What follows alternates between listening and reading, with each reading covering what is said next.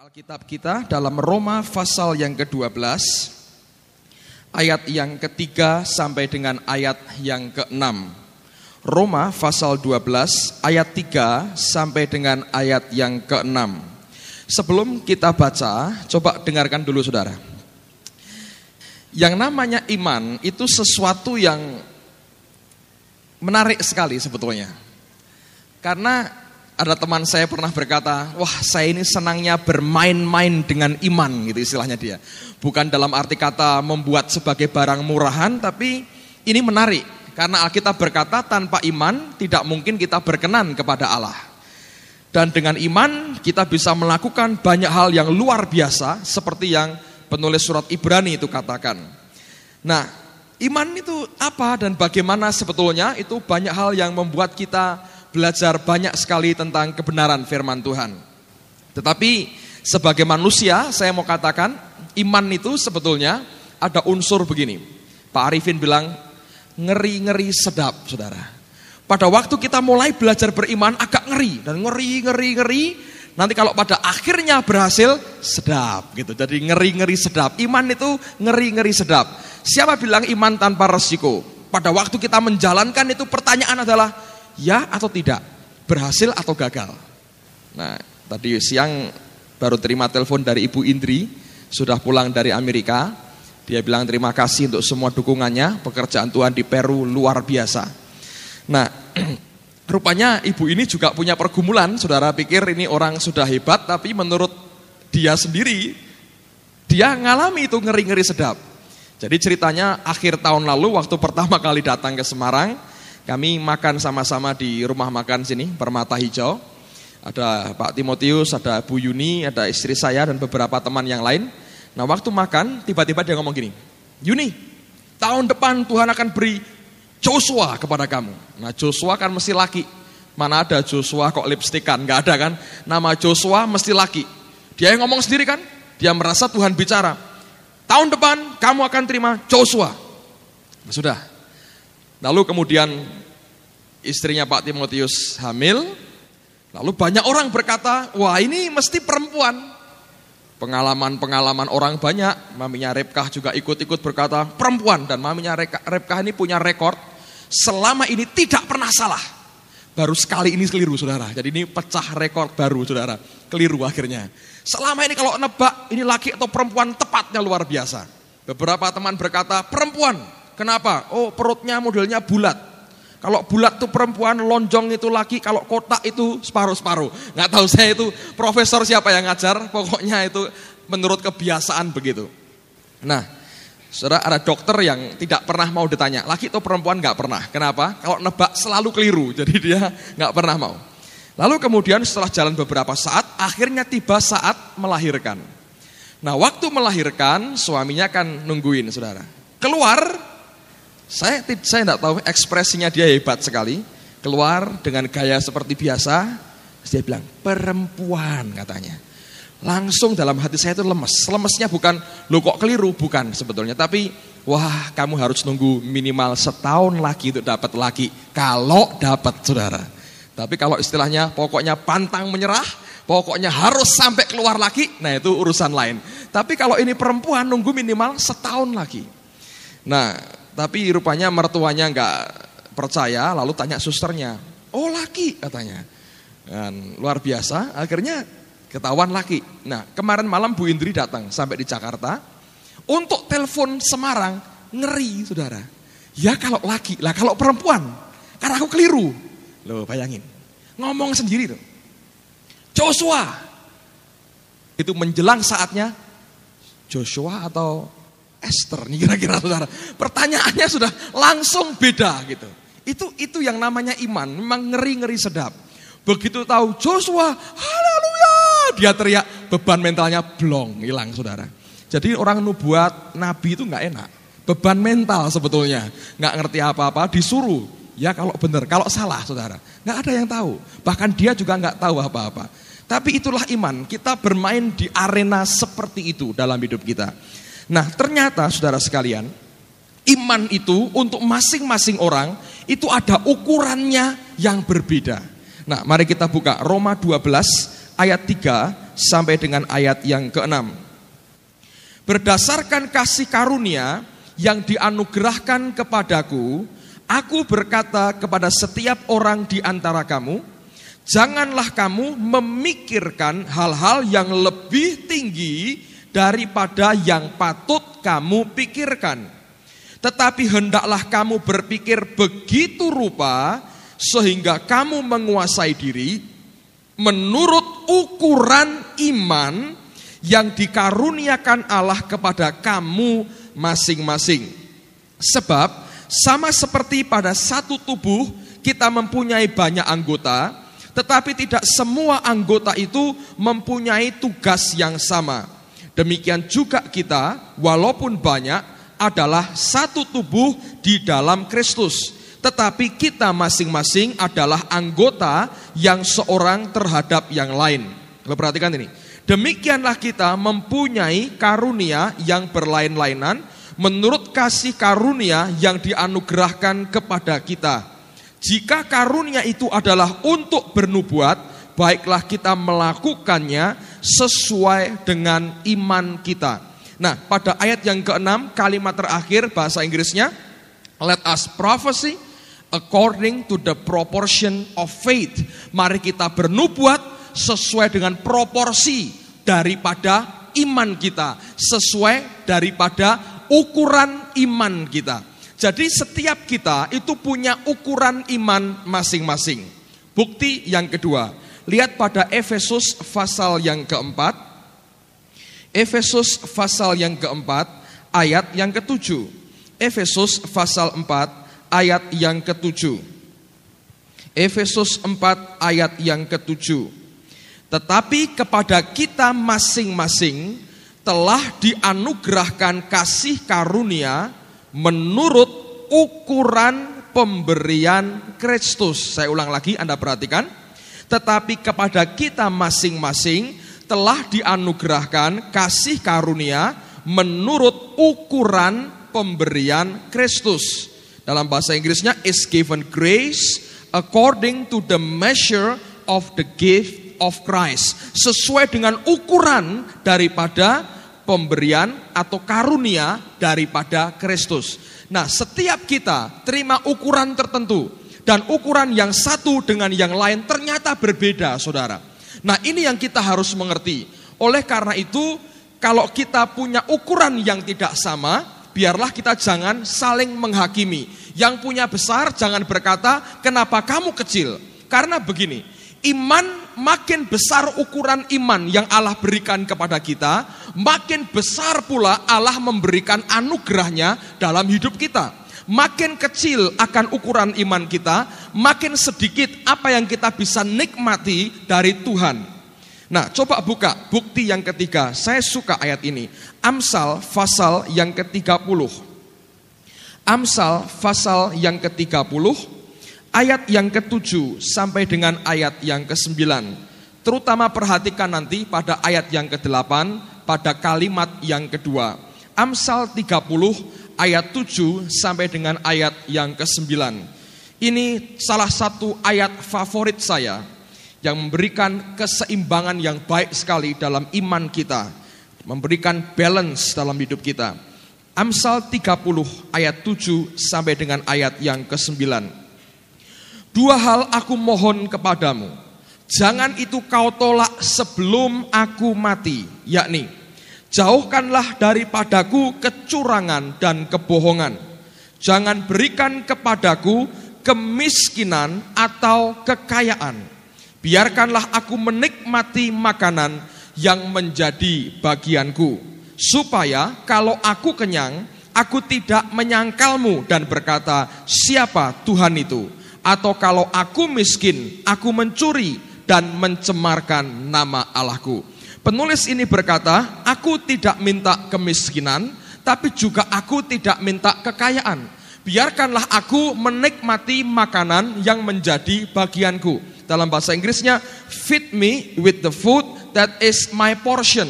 Beri aku makanan yang sesuai dengan porsiku, sesuai dengan ukuranku.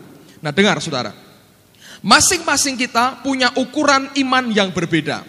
Seberapa besar ukuran iman yang ada dalam hidup kita akan membuat daya tampung yang lebih besar terhadap anugerah Allah, berkat Tuhan terhadap kehidupan kita. Kalau daya tampung kita besar, Allah akan memberkati kita sesuai dengan daya tampung kita.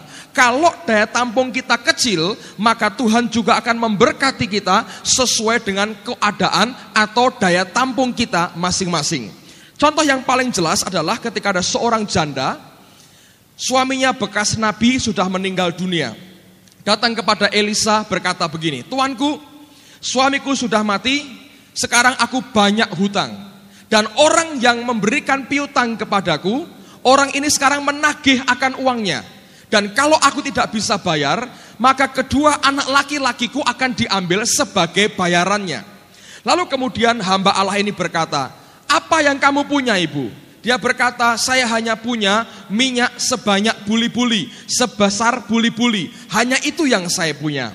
Lalu nabi ini berkata, "Engkau pergi kepada tetanggamu, pinjam tempayan di sana." Dan dikatakan, "Jangan terlalu sedikit. Lalu tuangkan minyak dari buli-buli itu pada setiap tempayan. Kalau sudah penuh, ganti tempayan berikutnya." Dan kemudian dikerjakan. Dia pinjam sejumlah tempayan, lalu kemudian dituangkan minyak itu di dalamnya. Apa yang terjadi? Minyak itu terus mengalir dan tidak berhenti sampai pada tempayan yang terakhir mulai terisi. Dan pada waktu tempayan terakhir penuh, apa yang terjadi? Minyak itu berhenti secara otomatis. Artinya, pada waktu daya tampungnya sudah maksimal, tidak bisa diisi lagi, maka itulah saatnya di mana Allah menghentikan berkatnya. Kenapa? Lihat akan sifatnya Allah. Ketika Yesus memberi makan 5.000 orang, Alkitab berkata akhirnya sisa makanan itu, roti dan ikan. Alkitab berkata, Anda baca di Alkitab Anda masing-masing, Yesus berkata kepada murid-muridnya, "Kumpulkanlah sisanya supaya jangan ada yang terbuang." Nah, setiap berkat yang Dia berikan kepada kita, Allah tidak mau berkat itu terhambur-hambur sampai tercecer dan kemudian terbuang. Dia memberikan kepada masing-masing kita sesuai dengan kadar, sesuai dengan ukuran yang ada dalam kehidupan kita. Makin besar ukuran dalam hidup kita, makin banyak Dia memberi. Makin sedikit pula Dia memberi. Contoh kedua tentang perumpamaan tentang talenta. Alkitab menggambarkan ada seorang raja yang bepergian dan dia memberikan kepada 3 orang pegawainya masing-masing modal kerja. Yang pertama diberi 5 talenta, yang kedua diberi 2 talenta, yang ketiga diberi 1 talenta. Alkitab berkata masing-masing menurut kesanggupannya. Bukan soal like and dislike, bukan soal aku senang atau enggak senang. Alkitab berkata masing-masing sesuai dengan kemampuannya. Nah, ternyata yang dapat 5 jadi 10, yang 2 jadi 4, yang 1 tinggal 1 karena tidak dikerjakan. Saudara sekalian, ketika semua diadili, yang 1 ini akhirnya diambil. Kemudian talenta ini diberikan kepada yang siapa? Justru diberikan kepada yang sudah punya 10. Kenapa? Karena yang 10 ini sanggup terima lebih daripada itu. Anda tidak percaya? Coba buktinya begini. Anak pelajar banyak sekali ya. Coba satu kali misalnya, kita makan sama-sama. Makan soto supaya murah meriah ya. Makan soto apa? Jangan, terlalu murah itu. Cari yang lain, soto, makan soto. Nah, Anda perhatikan, ada anak-anak, terutama putri, yang takut terlalu perkasa gitu ya, makannya itu dijaga. Sehingga setengah mangkok aja sudah terlalu banyak. Kalau misalnya dia makan yang jual keliru, diberi 1 mangkok, kan tidak mungkin. Pak, kembalikan yang setengah, nggak mungkin kan, karena soto sudah campur dengan air, mana mungkin dikembalikan. Lalu akan dicari orang siapa yang bisa menghabiskan, yang mau terima yang separuh ini. Bukan dicari orang yang sesama putri, yang sesama takut perkasa, saudara. Tapi dicari teman lagi yang sudah tambah 2 mangkok sekaligus. Ketika dilihat, wah ini makannya banyak, Justru yang makannya banyak ditawari, mau nggak tambah separuh? Biasanya mau, saudara. Karena setengah mangkok itu masih ada reserve di belakang sini. Digoyang sedikit, nah ini setengah mangkok ditambahkan. Yang sudah tidak mau, terlalu kenyang, nggak akan ditambah. Justru yang makannya banyak malah ditambahi lagi. Dan sebagian besar, kebanyakan, ya saudara. Wah, puji Tuhan, gitu kira-kira gitu. Senangnya luar biasa. Pulang sambil wah, gitu rasanya mantap sekali. Nah, hal yang sama dengan Allah. Makin kapasitasmu besar, saudara akan makin mudah terima tambahan dari Allah. Makin kecil kapasitas kita, makin Tuhan itu tidak tega nambahi lagi, saudara. Takut pecah tempatnya. Nah, oleh karena itu, dalam tubuh Tuhan, dalam gereja Tuhan, tidak boleh sebetulnya ada yang namanya kecemburuan sosial. Ini harus lenyap dari gereja Tuhan. Karena keadilan Allah tidak sama dengan komunis. Komunis berkata sama rata sama rasa. 2 orang, 3 orang dapat 10, bagi 2, bagi 3. Sama rata, sama rasa. Dan terbukti itu gagal. Lihat, Rusia hancur, Eropa Timur hancur, Kuba hancur, Cina juga hancur. Nggak ada kemajuan. Sama rata, sama rasa. Tapi Allah tidak seperti komunis. Dia memberikan sesuai dengan ukuran, proporsi, porsi masing-masing. Feed me with the food, that is my portion. Beri aku makanan yang sesuai dengan porsiku. Nah, ternyata saudara sekalian, kalau kita bertanya, apakah ukuran yang ada pada masing-masing kita ini merupakan ukuran yang mati? Ternyata tidak.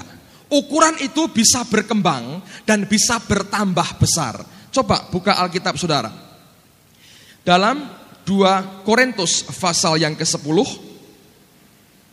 2 Korintus pasal yang ke-10 ayat 13 sampai dengan ayat yang ke-15. 2 Korintus 10 ayat 13 sampai dengan ayat yang ke-15. 2 Korintus 10 ayat 13 sampai dengan ayat yang ke-15. Sebaliknya, kami tidak mau bermegah melampaui batas, melainkan tetap di dalam batas-batas daerah kerja yang dipatok Allah bagi kami. Dalam bahasa Inggrisnya, Paulus berkata, according to the measure, sesuai dengan ukuran yang ditetapkan Allah bagi kami, yang meluas sampai kepada kamu juga. Sebab dalam memberitakan Injil Kristus, kami telah sampai kepada kamu, sehingga kami tidak melewati batas daerah kerja kami, seolah-olah kami belum sampai kepada kamu. Kami tidak bermegah atas pekerjaan yang dilakukan oleh orang lain di daerah kerja yang tidak dipatok untuk kami. Tetapi kami berharap, perhatikan, bahwa apabila imanmu makin bertumbuh. Bahasa Inggrisnya, when your faith is increase. Ketika imanmu itu bertambah, bertumbuh, kami akan mendapat penghormatan lebih besar lagi di antara kamu jika dibandingkan dengan daerah yang dipatok untuk kami. Jadi Paulus berkata, iman kita bisa increase, bisa bertumbuh, bisa tambah besar. Jangan berkata, oh nasib saya dipatok Tuhan ukuran segini, sampai nanti saya mati ya tidak akan ada perubahan. Tidak. Rupanya ukuran iman yang dia beri itu bisa bertumbuh, bisa berkembang, bisa increase, bisa bertambah-tambah. Nah, ini yang kita harus mengerti. Nah, oleh karena itu perhatikan saudara, ada bahayanya kalau sampai iman kita tidak bertumbuh, kalau sampai iman kita adalah iman dari wujud kenyataan iman yang lemah. Coba buka Roma pasal yang ke-14 ayat yang pertama. Dikatakan demikian oleh firman Tuhan. Terimalah orang yang lemah imannya tanpa mempercakapkan pendapatnya. Saya ulang lagi, dengar baik-baik. Terimalah orang yang lemah imannya tanpa mempercakapkan pendapatnya. Berarti Allah sendiri berkata, kalau ada orang yang imannya lemah, ya terima dia sebagai saudara, tapi pendapatnya, pikirannya, Alkitab berkata, tidak usah dibicarakan, tidak usah didiskusikan. Anggap aja nggak ada, ya, masukkan lemari, kunci, selesai. Nah, kenapa? Kenapa sampai Allah berkata, tidak usah dipercakapkan, nggak usah diperdulikan, nggak perlu didiskusikan pendapatnya. Ada orang berkata, Pak, apa itu bukan penghinaan kepada orang itu sendiri? Ya entah saudara, Tuhan ngajar begitu. Dia berkata kalau ada orang yang lemah imannya, jangan didiskusikan pendapatnya. Kenapa? Karena pendapat kita, perbuatan kita, sikap kita bergantung sebetulnya dari kondisi iman yang ada. Semua hidup kita, tindakan kita itu merupakan ekspresi daripada apa yang di dalam batin kita. Kalau batin kita kuat, akan nampak dari ekspresi kita, dari cara kerja kita, dari cara doa kita, dari cara bicara kita. Tapi kalau dalamnya lemah, maka juga akan nampak dari cara kita bicara, cara kita bertindak, dan bahkan cara kita berpikir. Nah, Allah berkata, Alkitab berkata, orang yang lemah imannya terima sebagai saudara, jangan dibuang. Tapi jangan percakapkan pendapatnya, jangan diskusikan pendapatnya, simpan di lemari, terima orangnya. Karena kalau engkau percakapkan, tidak akan pernah membantu pertumbuhan apapun juga. Nah, ini yang merupakan bahaya yang kita harus perhatikan. Kenapa? Karena kalau kita tidak bertumbuh dan iman tidak bertambah kuat dan tidak bertambah besar, jangan-jangan setiap doamu tidak pernah sampai kepada Allah. Dan akibatnya hidup kita tidak pernah berkemenangan. Pertanyaannya sekarang adalah, bagaimana kita bisa berkembang? Bagaimana ukuran iman kita bisa berkembang? Buka dalam Roma pasal yang ke-12. Tadi sudah kita baca ayat yang ketiga tentang ukuran iman. Sekarang perhatikan dari mana ukuran iman itu ada. Lihat Roma 12 ayat 1 dan ayat yang kedua. Setelah ini akan saya jelaskan kepada saudara secara lebih detail bagaimana kita bisa bertumbuh. Roma 12 ayat 1 dan ayat yang kedua. Karena itu saudara-saudara, demi kemurahan Allah, aku menasihatkan kamu supaya kamu mempersembahkan tubuhmu sebagai persembahan yang hidup, yang kudus, dan yang berkenan kepada Allah. Itu adalah ibadahmu yang sejati. Perhatikan ayat berikut ini. Janganlah kamu menjadi serupa dengan dunia ini, tetapi berubahlah oleh pembaharuan budimu, sehingga kamu dapat membedakan manakah kehendak Allah. Titik 2, apa yang baik, yang berkenan kepada Allah, dan yang sempurna. Nah sekarang dengar baik-baik. Ada 3 tingkatan. Yang baik, yang berkenan, dan yang sempurna. Bahasa Inggrisnya, yang baik, yang acceptable, yang bisa diterima, dan yang perfect, yang sempurna. Semua hal yang baik belum tentu diterima, saudara. Semua yang baik belum tentu diterima. Kita tahu semua itu.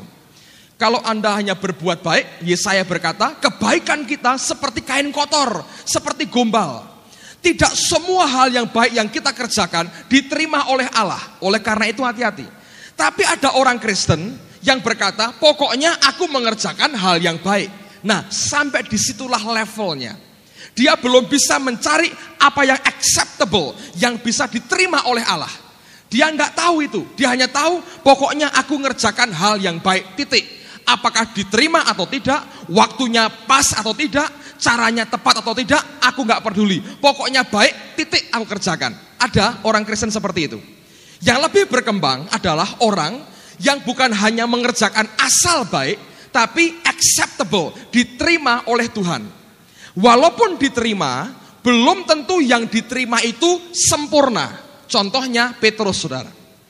Yesus bertanya pada Petrus, Petrus, apakah engkau agape dengan aku? Agape itu kasih ilahi. Dia berkata, Tuhan, aku phileo, kasih manusiawi dengan engkau. Kedua kali ditanya, Petrus, apakah engkau agape dengan aku? Dia bilang, Tuhan, aku hanya punya phileo dengan engkau. Yang ketiga, Tuhannya turun. Petrus, apakah engkau phileo dengan aku? Dia bilang, ya Tuhan, phileo. Dan tetap Yesus berkata apa? Gembalakanlah domba-dombaku. Apa yang Petrus punya acceptable di hadapan Tuhan, diterima, tapi belum sempurna. Nanti kelak Tuhan akan menyempurnakan. Anda bisa mengerti itu. Tidak semua yang baik diterima oleh Allah, tapi tidak semua yang dia terima sempurna. Tidak, saudara. Nah, orang Kristen tergantung dari kondisi imannya, ekspresi perbuatannya, dan ibadahnya akan kelihatan. Ada yang begitu lemah sampai nggak ngerti apa yang diterima oleh Tuhan. Dia kerjakan aja semua yang baik. Ketika dia makin kuat, makin berkembang imannya, makin besar rohnya, maka dia bisa mengerjakan semua yang acceptable, yang Bapak berkenan. Lalu ketika dia makin berkembang lagi, dia tahu apa yang sempurna, yang Bapak sendiri kehendaki. Nah, sekarang pertanyaannya, bagaimana bisa berkembang dalam hidup kita? Ukuran iman, kondisi roh bisa berkembang, caranya bagaimana? Paulus berkata, dia gunakan kata apa? Berubahlah oleh pembaharuan akal budimu. Kata berubah, dengar saudara, kata berubah itu dari kata Yunani metamorfo. Dari kata metamorfo ini lahir kata metamorfosa. Kalau Anda pernah belajar metamorfosa, yaitu suatu perubahan bentuk. Nah, sekarang saya mau jelaskan buat saudara. Setiap bentuk yang kita ada hari ini akan kelihatan dari ekspresi kita. Ambil contoh kupu-kupu. Ada paling tidak secara garis besar ada 3 bentuk yang berbeda sebelum jadi kupu-kupu. Pertama ulat, lalu kemudian apa? Kepompong, baru kemudian kupu-kupu, betul? Nah, Anda perhatikan, ini kan dari spesies yang sama, jenis yang sama. Yang ulat bukan karena ini cucunya naga sehingga seperti ulat, tidak. Tapi ini akhirnya toh jadi kupu-kupu. Ada ulat, terus kepompong, baru kemudian kupu-kupu. Nah, Kristen ulat itu mungkin saudara begini, makanya daun kan? Daun dimakan, daun dimakan, daun dimakan. Terus lihat kepompong, sebetulnya sama. Sama ini adalah keturunannya kupu-kupu semua. Tapi karena masih berbentuk ulat, dia berkata begini, orang kok jadi kepompong, gak pernah mau kerja, angkrem terus di dalamnya. Mbok coba turun nih loh, daun makan yang enak. Kerja, jangan tidur terus. Orang kok kerjanya sembayang terus. Kerja dong, jangan sembayang terus. Kita kalau gak kerja, gak boleh makan, kata firman Tuhan. Tapi yang jadi ulat berkata, orang kok kerja terus, Bu, aku ini diem menikmati hadirat Tuhan. Kamu kerja terus, bodoh itu, gak ada gunanya, ngerembetnya pelan-pelan, gila nih, marahi gatel. Aku ini loh tenang dalam hadirat Tuhan, bisa makan, tidak mati. Di luar mematikan, di dalam ada hadirat Allah. Tapi ada yang jadi kupu-kupu. Dia berkata, ulat gobloknya luar biasa. Daun pahit kok dimakan. Ini loh, madu bunga ini indahnya, enaknya luar biasa. Mesti seperti aku, makannya madu seperti Yohanes Pembaptis katanya. Nah ini kan golongan nabi, makan madu, jangan daun dikrokoti seperti itu. Itu kan gilani sekali katanya. Dan tidak ada vitaminnya, pahit, mana enaknya. Ini loh, madu enak. Apalagi ini kepompong angkrem terus. Terbang dong seperti aku. Lihat, waduh, lihat. Kupu-kupu itu dinyanyikan oleh Ibu Sut, katanya begitu. Gak ada kok lagu tentang oh kepompong yang lucu, gak ada katanya gitu. Harus kepompong itu dibuang semua, jadilah kupu-kupu. Gak bisa saudara. Kalau masih jadi ulat, biarlah jadi ulat. Dan jangan menghakimi yang kepompong yang masih angkrem dalam hadirat Tuhan. Jangan menghakimi orang yang terbang ke sana kemari, menikmati kebebasan Allah dalam hidupnya secara luar biasa. Sebaliknya yang sudah jadi kupu-kupu, jangan minta ulat terbang seperti dia, malah benjut semua saudara. Gimana cara terbangnya? Jangan paksa engkau bongkar tutup kepompongnya, mati itu orang di dalam. Saudara, kondisi kita, perubahan bentuk metamorfo harus terjadi. Kalau saudara ingin bertumbuh, ukuran imanmu makin bertambah besar, ternyata gak bisa diusahakan, itu gak bisa. Secara manusia, kecuali engkau dan saya berubah. Kalau kita berubah, bentuk kita berubah, hidup kita makin berubah, nanti ekspresi iman kita berubah. Hari ini kita mungkin masih ulat, kita masih ngerogoti daun, masih senang yang pahit-pahit, sehingga banyak kepahitan dalam hidup kita. Misalnya begitu, ya biarkan kalau masih senang yang pahit-pahit, yang terima semua yang kotor-kotor, biarin, kerjakan dulu. Nanti ketika dia makin mau bertumbuh, makin mau berubah, dia akan jadi kepompong. Dia buang semua yang pahit, dia cuma tinggal dalam hadirat Allah. Mungkin begitu. Dia cuma diam, dia nggak banyak bergerak, dia hanya nyembah Allah, belajar, bersekutu dengan Tuhan. Satu kali dia berubah lagi, akan jadi kupu-kupu. Dia menikmati semua yang ada. Nah, kepompongnya jangan menghakimi. Orang kok kedagingan, nikmati madu sana, madu sini, madu sana, madu sini. Bawa sekali-sekali racun juga dimakan misalnya begitu. Gak bisa saudara. Izinkan dengan standar yang masing-masing berbeda orang mengekspresikan imannya. Tapi dengar, ini tidak ada kaitan dengan dosa. Kalau ada orang berkata, oh saya ini masih rendah iman saya. Jadi kadang-kadang masih seminggu sekali berzina. Nah itu dosa saudara. Tidak ada kaitan sama sekali. Ini hanya masalah ekspresi iman. Bukan berkaitan dengan dosa. Dan tidak ada kompromi dalam hal dosa. Kalau engkau berdosa, berjudi tetap dosa. Nyembah berhala tetap dosa. Enggak ada ini. Levelku di mana aku masih dosa, masih judi. Enggak ada sama sekali. Itu di luar aturan main yang ada. Ini hanya masalah ekspresi iman. Ekspresi kasih kita dan kesanggupan kita menyatakan ukuran iman dalam batin kita masing-masing. Saudara, hanya kalau kita bertumbuh, kita berubah bentuk, kita mau diubah oleh Tuhan, nanti ukuran imanmu berubah. Contoh kedua, dengar saudara. Saya punya anak yang kecil umur 2,5 tahun. Anak saya ini kalau makan punya porsinya sendiri. Oke? Dia paling senang minum susu. Lalu dia sering kali minta, "Mama, minum tutu," katanya gitu. Dia begitu senang, mungkin sehari bisa 5-6 botol dihabiskan, saudara. Saya pernah sekali penasaran. Ini kok enaknya seperti apa toh susu kaleng yang dia suka.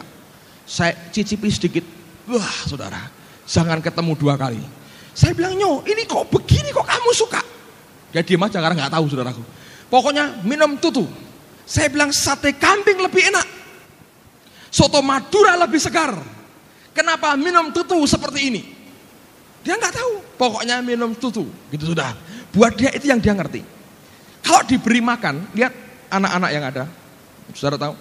Bayi itu kalau diberi makan dalam mangkok plastik kecil, setengah jam gak habis. Tiap hari mamahnya harus ndagel dulu.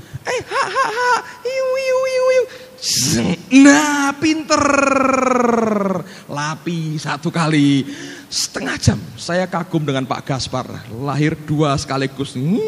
Ngasih makan 3 jam kira-kira dia habiskan ngasih makan anaknya. Tapi karena kasih kerjakan saudara. Itu mangkok kecil saudara.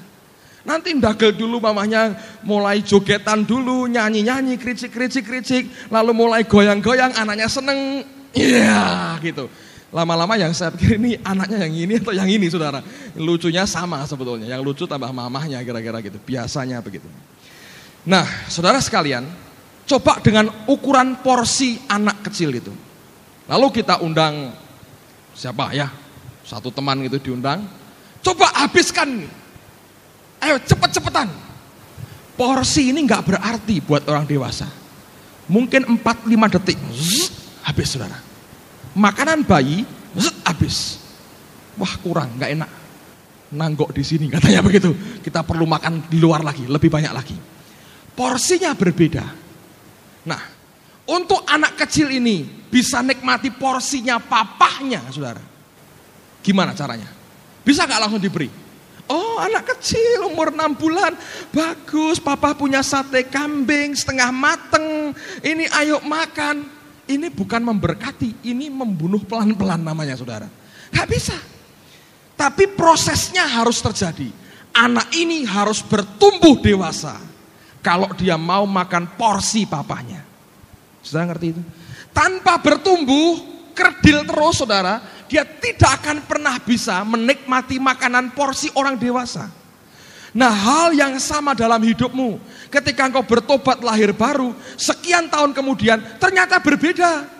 Ada yang tetap bayi tua, saudaraku. Makanan bayi terus. Ada yang sudah bertumbuh dewasa. Kenapa? Karena pertumbuhannya berbeda. Nah saya mau katakan begini. Kalau engkau bertumbuh, nanti anugerah, kekuatan, hidup rohanimu bertumbuh betul secara permanen. Kalau tidak saudara, Itu hanya semu. Ambil contoh begini. Anak saya yang 2 tahun setengah itu, misalnya dia ingin air minum ini. Dia mau ini. Lalu dia coba raih. Nggak bisa. Dia coba, nggak bisa. Terus dia teriak, "Papa, tolong. Aku mau ini." Lalu papahnya lihat, nggak tega. Diambil, diberi. Dan dia begitu bangga, dia berkata, aku dapat. Dia cerita, aku punya ini, aku dapat. Yang aku inginkan, aku dapat. Tapi hari berikutnya, barangnya dikembalikan di tempat yang sama. Bisa nggak dia raih itu, saudara? Tetap nggak bisa. Kecuali ada orang lain, ambilkan dan berikan buat dia. Kapan dia bisa raih ini? Kalau dia bertumbuh dewasa. Begitu dia bertumbuh dewasa, apa yang kemarin jadi pergumulan dan kesulitan buat dia, ketika dia makin dewasa, tidak lagi diambil. Karena dia bertumbuh.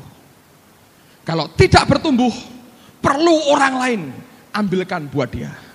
Dan itu sebetulnya kemampuan semu, kemampuan palsu, saudara. Banyak orang berdoa, dia mencoba beriman, sambil dia teriak-teriak mengharapkan bantuan orang lain untuk diberikan dalam hidupnya. Sebetulnya itu pertolongan semu, bukan hasil dari bagian doa dan imanmu, tapi karena bantuan dan engkau mengharapkan orang lain. Makin kau kuat imanmu, sandaranmu kepada orang lain akan makin hilang dan makin lemah. Engkau ngerti bagaimana bergantung kepada Allah karena engkau sendiri bertumbuh. Kalau tahun lalu engkau berkata, aku ini orang yang gampang sakit hati. Tahun ini engkau berkata, aku tetap seperti yang dulu, gampang sakit hati. Artinya engkau gak bertumbuh.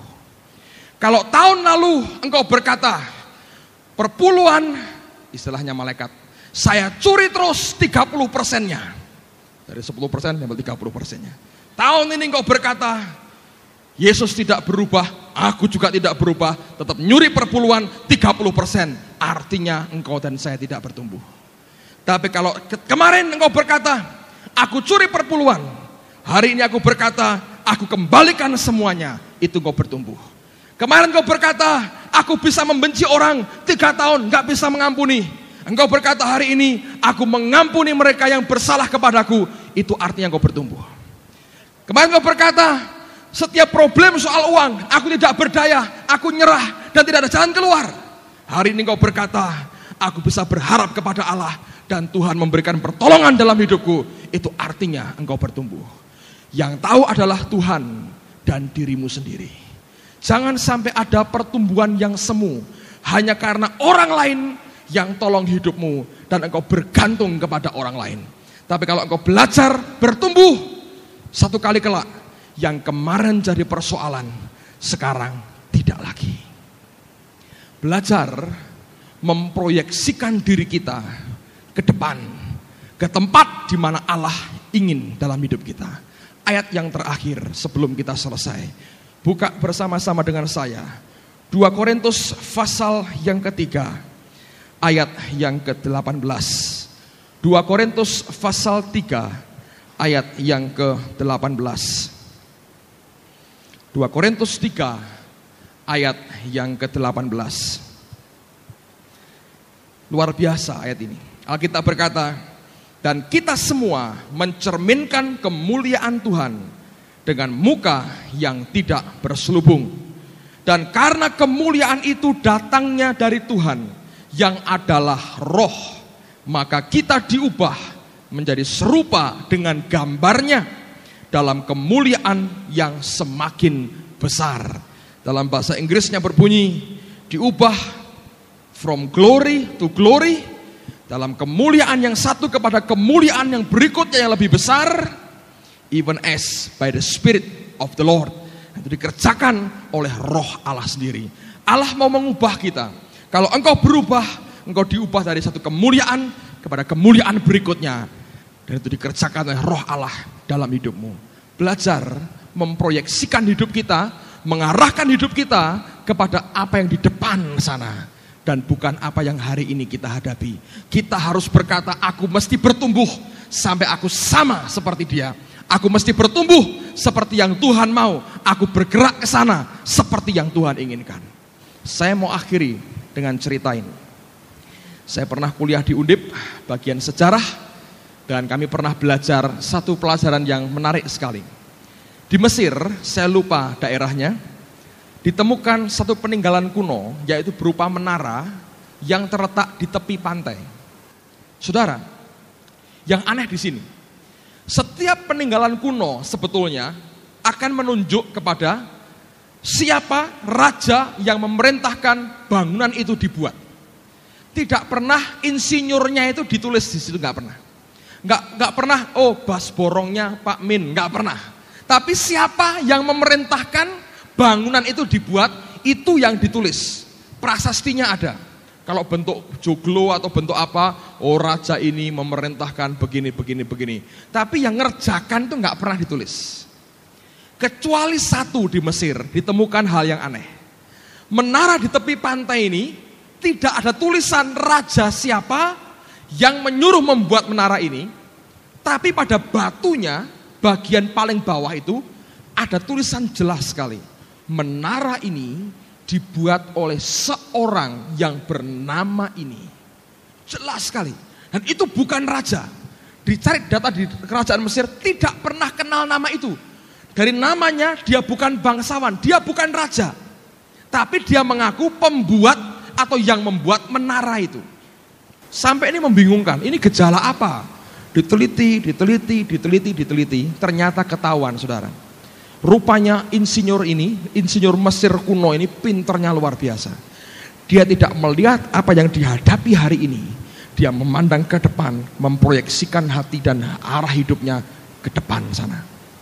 Bagaimana caranya? Anda tahu? Pinternya luar biasa. Menara itu dibuat dari batu yang diatur begitu rupa, kuat sekali. Di batu itu dia pahat namanya, terus dia lapisi dengan barang tertentu, terus dia tutup dengan semen. Nah, di semen yang di luar ini, itu yang dia ukir nama rajanya pada waktu itu. Dia buat begitu halus sampai semenan itu begitu rapi, dan pada semen itu dia sengaja tulis nama raja itu. Dia tulis besar, jelas sekali. Ternyata dia ngerti satu perkara. Menara ini di tepi laut, dan air laut akan mengerosi. Dan cukup pakai makan waktu lama sekali. Dan dia ngerti satu perkara, satu kali air laut ini akan mengerosi semua yang di permukaan. Sampai nanti kalau aku mati, raja mati, semua mati, orang-orang yang terkemudian hanya akan tahu namaku di situ dan tidak tahu nama rajanya. Ketika akhirnya ketahuan seperti itu, orang sejarawan berkata, ini orang pinternya luar biasa. Dia berkata, raja, hari ini aku bangunkan namamu di situ. Tapi anak cucu kita tidak pernah tahu kamu yang suruh, tapi mereka akan tahu aku yang buat. Ini orang yang punya proyeksi ke depan, saudara. Ngerti? Kalau engkau hanya bergumul, susah, bayar utang, pikiran cepet, suaminya nyeleweng, anak nakal semua, kerjaan tidak punya, hanya ngurusi yang di sini terus. Satu kali hidupmu tererosi dan tidak ada kemajuan apa-apa. Tapi kalau engkau belajar tegak, melihat aku perlu memandang ke depan, ada sasaran yang aku tuju, aku harus berubah, metamorfosa. Aku tidak hanya apa yang aku ada hari ini, besok aku berubah, lusa aku berubah lagi, tiap hari aku berubah. Kalau kita belajar memproyeksikan yang di depan, engkau akan terima kemuliaan dari Tuhanmu. Amin, saudara. Mari kita berdiri bersama-sama. Haleluya. Naikkan pujian ini, beriku hati untuk menyembahmu. Saya suka lagu ini. Ada seorang wanita bernama Maria yang memberikan minyak narwastu yang mahal, lebih dari 300 dinar. Dikecam oleh orang kanan kiri. Mereka berkata, untuk apa pemborosan ini? Yesus berkata, biarkan. Dia telah mengerjakan hal yang baik. Orang miskin selalu ada padamu, tapi aku tidak selalu ada di tengah-tengah kamu. Dia telah menyiapkan urapan ini untuk penguburanku. Dan dia berkata, kemana saja Injil diberitakan, apa yang dibuat akan disebut untuk mengingat akan dia. Ada orang yang melihat proyeksi ke depan, dia berubah, dia bertumbuh. Dimulai ketika dia sit together in the heavenly places. Dia duduk di kaki Yesus. Orang yang belajar duduk di kaki Yesus akan tahu bagaimana memberi yang terbaik sesuai dengan hati Allahnya. Orang yang mau bertumbuh, melihat ke depan, kita harus berkata, Tuhan, beri metamorfosa berlaku dalam kehidupanku. Lebih besar lagi, Allah mau setiap kita berubah. Hanya kalau engkau berubah dan bertumbuh, ukuran iman yang Allah beri akan berkembang dalam hidupmu, dan anugerahnya permanen dalam hidup kita. Amin, saudara. Mari naikkan pujian ini. Beriku hati, beriku hati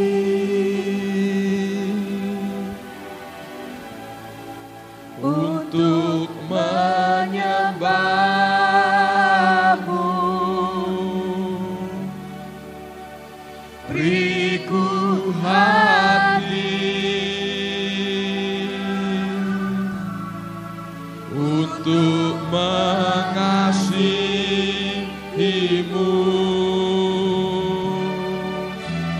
Beriku hati memujimu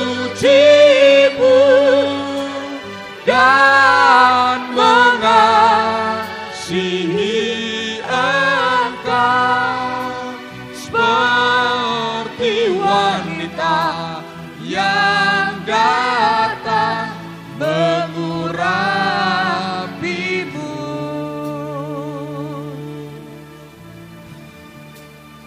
Beriku hati, beri kami hati seperti ini Tuhan, untuk menyembahmu.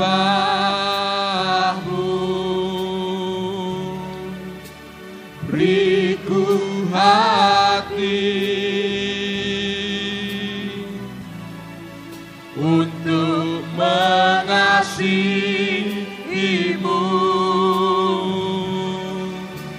Beriku hati memujimu dan mengasihi Engkau seperti wanita yang datang mengurapimu. Beriku hati memujimu. Beriku hati